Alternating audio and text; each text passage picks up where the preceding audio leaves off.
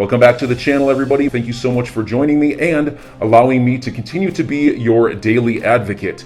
If you're new here or you're not subscribed for any reason, please do me a huge favor and hit the subscribe button.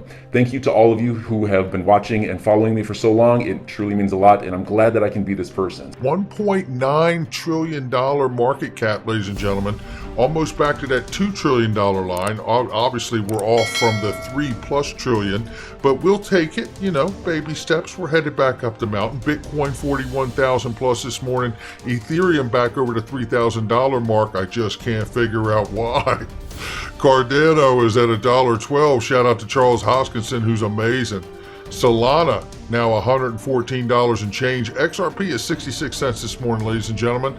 I do believe it can serve the financial system as a bridge currency for the world. You better believe it. Don't believe it, it's still true. That's how I feel about it. Right now, here's the problem going on in the United States with 164, let's see, thousands, hundreds, thousands, millions, billions. That's $164 trillion of U.S. unfunded liabilities, and I have to agree with Michael here. Well, that's never going to get paid. That's never going to get paid. It's really not funny. But I tell you one thing, if there was ever a need to have some kind of new system brought in that can really help reignite the global economy, it would be something like the XRP ledger, the Stellar ledger, right? All of these different protocols that actually work, that can bring the velocity of money so desperately back to the world and get us going again, as well as obviously not having to pre-fund accounts around the world, and then obviously being able to create a new value, a very real value, and a new form of money like a bridge currency like XRP, by bringing the utility and the liquidity from the same place to that new network. And that's how you get a very real value for a very real new money.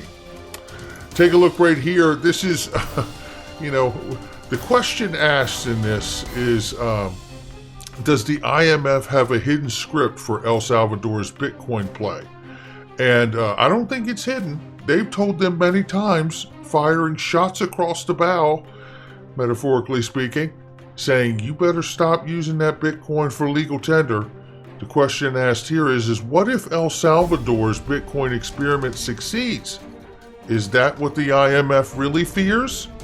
Well, in just a second here, we're going to take a look at the real information of what the IMF really thinks about proof of work and proof of stake and consensus mechanism like XRP Ledger in just 1 second here. And matter of fact, shout out to Citizen of the Future at Utility Theory.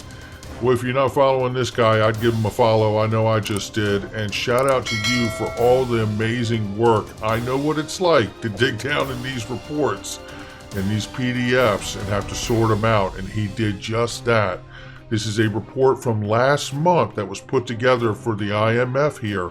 Blockchain Consensus Mechanisms, a primer for global IMF supervisors. It shows and lays out the differences between proof of work, proof of stake, and then I believe it's decentralized proof of stake, and FBFT, right? So XRP, XLM, right? And mentions them in this document. We are going to take a look at this thread. I do want to let you know I have picked up the document courtesy of Utility Theory, pointing us all to it. And it was put together by Parma Baines for the IMF here. We are going to take a look at a couple things here. I'm going to look through the majority of this thread that is laid out by Utility Theory very well. Let's get started here. It is really, really stunning, the information in this. Some of it, a lot of it, we may be well aware of, but I'm going to run through this pretty quickly here. Let's get started because you're going to want every single bit of it. This is the IMF really getting an overview and perspective of all these different types of payment networks and crypto networks and how they work and their efficiency or not. Remember, the goal is to be carbon neutral by 2030 around the world. This is a very important document as the IMF represents a consortium of 190 countries pushing for that carbon neutral goal by 2030. They are sharing their views in which supervisors around the world will read and use this information to help inform their opinion. He says, if you want a video to overlook it, he said it took him 4 hours to edit this, and shout out to him. I know what that's like. Timestamp here, the thread, and he's got a lot of the information through here. And I believe he has a video that he's done on it well, so make sure you check him out on his YouTube channel. But I want to go through this because it really, the new IMF, XRP XLM document comparing blockchain consensus mechanisms, and it does do that. But I want to highlight here what it says about Bitcoin very quickly here. And it goes on really, really strongly through this report about Bitcoin not sufficing as a payment network here. It says proof of work is the most popular consensus mechanism, but it suffers from significant drawbacks. Proof of work is secure, resilient method of forming consensus, but it consumes significant energy and can be slow and expensive during times of high network traffic. It says here authorities should also consider a technology neutral, agnostic approach. We talk about this all the time, don't we? Upskill supervisors. Participate in tech sprints and regulatory sandboxes and deeper public-private collaboration via formal reviews. You know, apparently the SEC didn't get the invite to Sandbox, which is a regulatory sandbox, which it suggests inside of this document, and you can see that right here. So it talks about using tech sprints and regulatory sandbox, as well as deeper public-private collaboration in this, that risks are appropriately mitigated. And if you come down through here a little more here, it's going to have the differences between the technology, which I think we all understand, right? Proof of work, proof of stake, and the like of it. But I do want to share this one here. If it has it listed in this, it doesn't. But we'll get to that in just a second. But what I do want to show you here is the highlights that he has here. Regulatory authorities, general approach for financial innovation, technology neutrality. It says technology agnosticism, and it says here not all technologies are equal, which we know. Technologies even seek to understand, mitigate any risk that these technologies may bring, and it says regulatory authorities may be technology neutral, the concept of same business, same activity, same risk. It goes through consensus mechanisms underpin the effective operation of blockchains by ensuring a single, consistent, honest ledger that is a truthful representation of the transfer of data. DLT relies on the rules hardwired in its source codes to operate. An important rule in determining how nodes on a blockchain can come to an agreement on the state of the network. Consensus mechanisms, DLT, are responsible for ensuring that a state, value, or piece of information is correct and agreed upon by most nodes.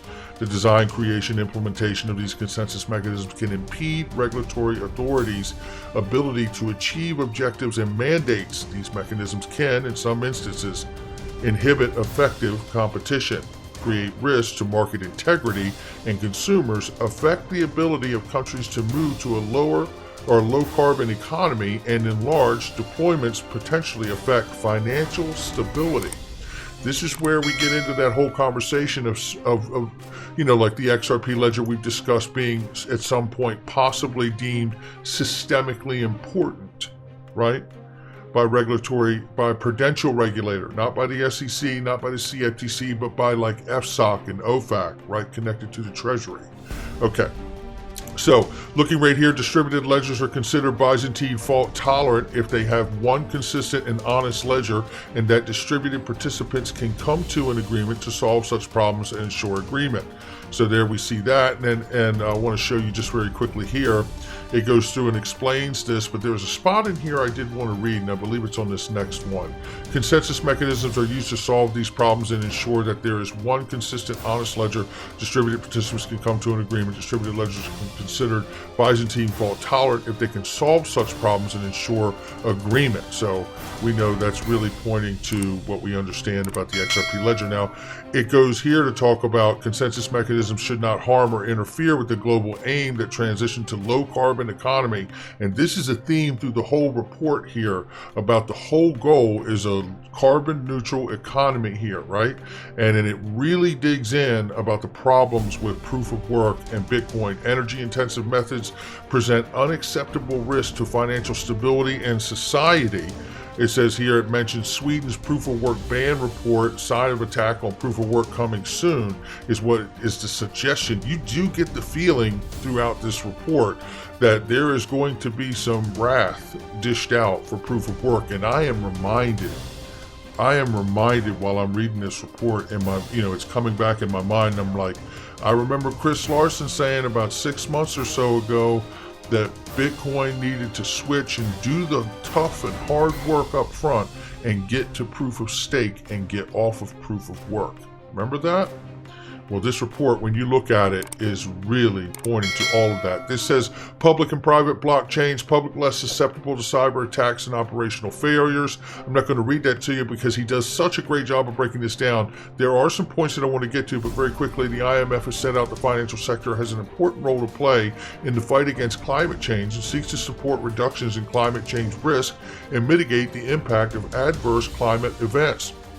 This is, remember, we've talked about this just a couple times on the channel here, that the climate change narrative, whether it be true or false, is what is being carried as the shield to move to this new financial system. It is becoming and has become the catalyst for why we need to move to blockchain distributed ledger technology type systems, right?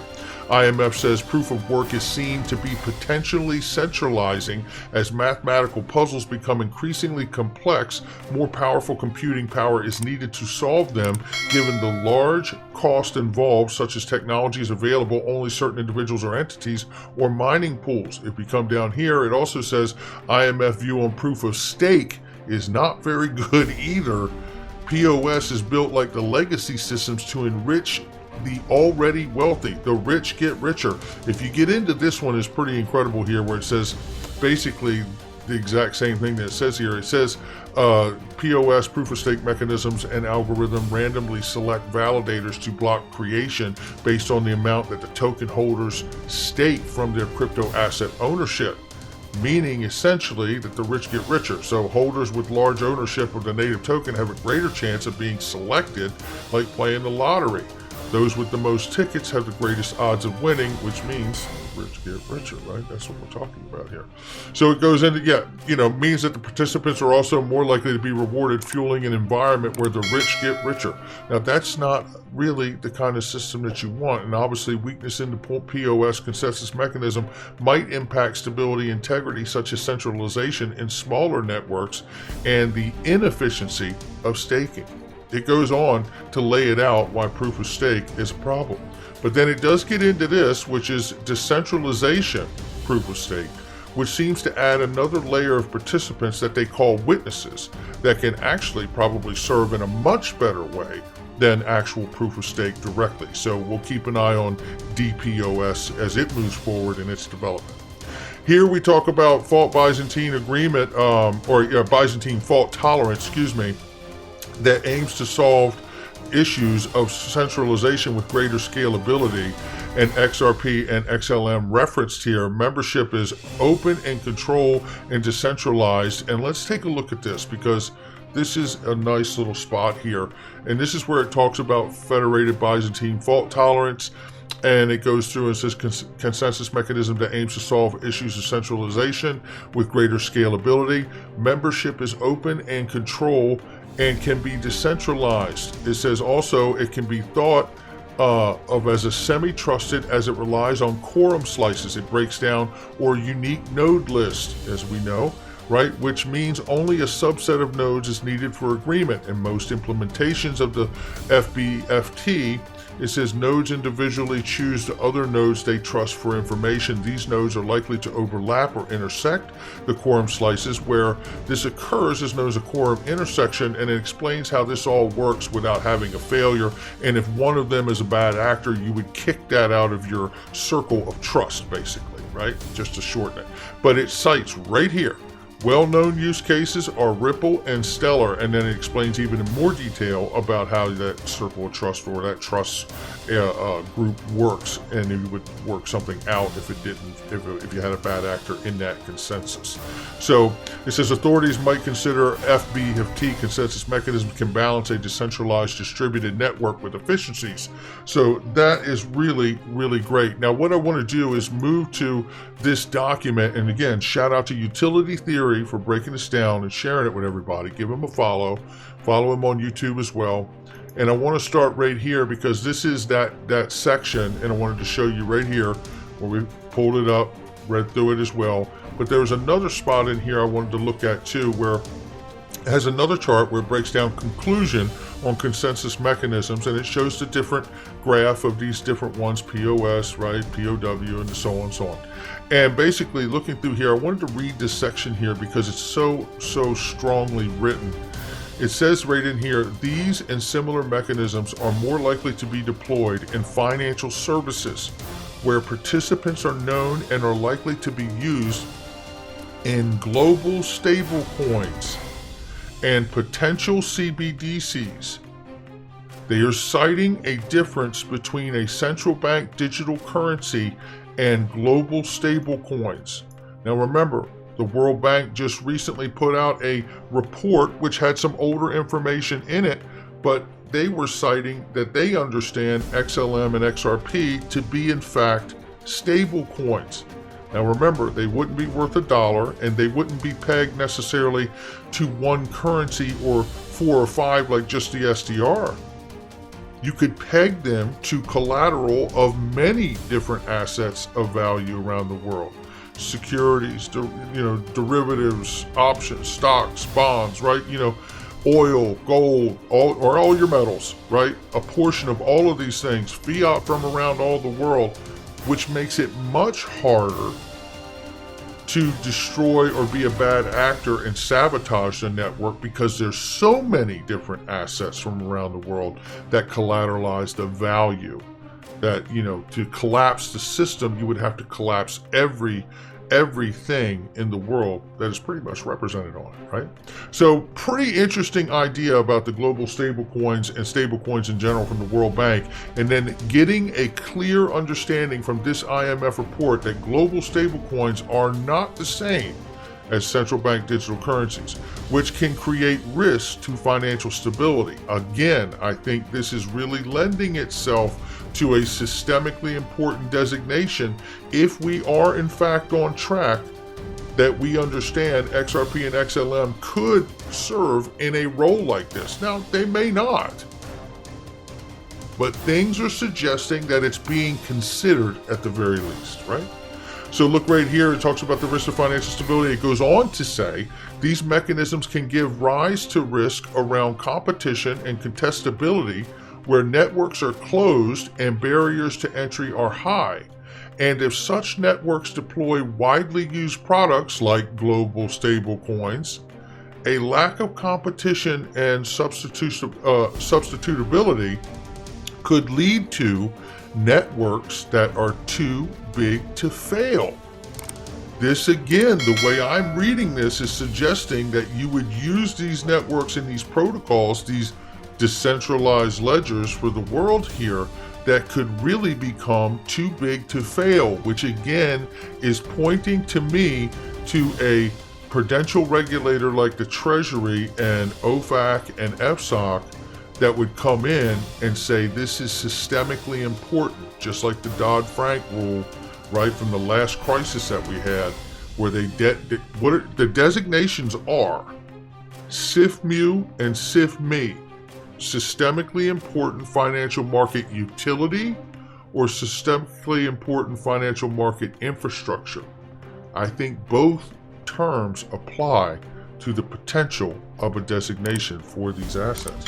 Now, we'll have to see how this shakes out. I mean, if we don't have it right, we will follow it and make the video.